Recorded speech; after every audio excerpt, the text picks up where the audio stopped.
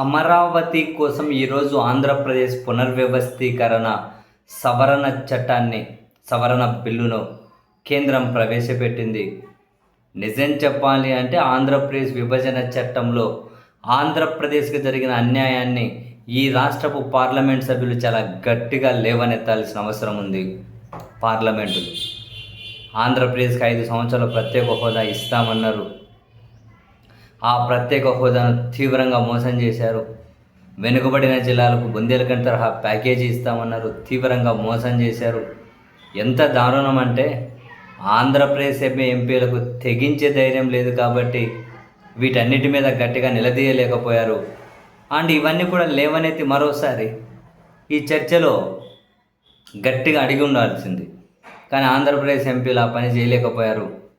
కానీ ఇదే చర్చలో పార్టిసిపేట్ అయిన సమాజ్వాదీ పార్టీ అండ్ శివసేన, ఉద్ధవ్ ఠాక్రే శివసేన, ఈ 2 పార్టీలు ఆంధ్రప్రదేశ్కి ఎందుకు ప్రత్యేక హోదా ఇవ్వరు అని నిలదీశారు.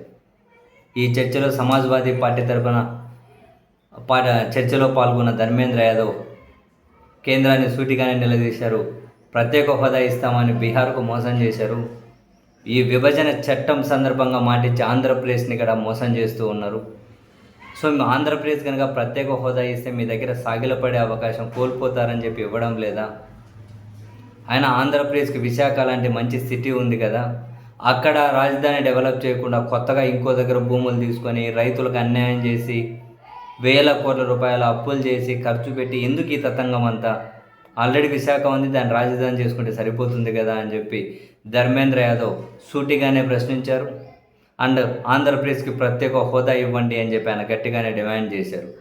అండ్ ఇదే చర్చలో ఉద్ధవ్ ఠాక్రే శివసేన ఎంపీ అరవింద్ ఆయన చర్చలో పాల్గొని నీట్గానే ఆయనగానే లేవనెత్తారు.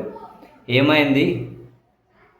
ఆ రోజు శివసేన టీడీపీ భాగస్వాములు మిత్రపక్షాలు లోక్సభలో గట్టిగా అడిగారు, 5 ఏళ్ళు కాదు ప్రత్యేక హోదా 10 ఏళ్ళు కావాలి అని. మరి ఇప్పుడు ఎందుకు టీడీపీ ఎంపీలు నోరు తెరవడం లేదు? ఇప్పుడు ఎందుకు ప్రత్యేక హోదా కావాలి అని చెప్పి అడగడం లేదు? ఈ దేశ పార్లమెంటే మాటిచ్చిన తర్వాత దాన్ని అమలు చేయకపోవడం ఏంటి? టీడీపీ ఎందుకు అడగడం లేదు? కేంద్రంలో కీలకంగా ఉన్నారు కదా, ఎన్డీఏ కూటమిలో ఉన్నారు కదా, ఆంధ్రప్రదేశ్కి ప్రత్యేక హోదా ఎందుకు ఇవ్వరు అని చెప్పి వాళ్ళు అడిగారు. మన రాష్ట్ర ఎంపీల కంటే పక్క రాష్ట్ర ఎంపీలే మేలు కదా, కనీసం అంశాన్ని ప్రస్తావించారు.